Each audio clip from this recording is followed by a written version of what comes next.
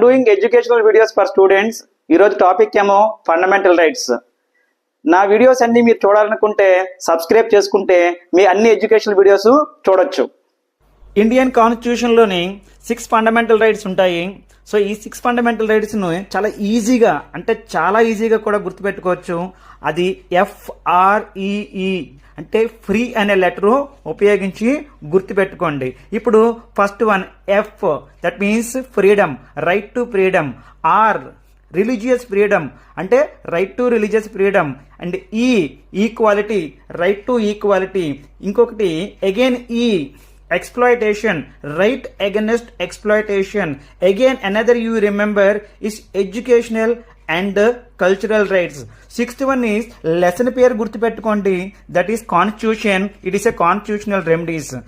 ఇది వరకు 7th one right to property was deleted.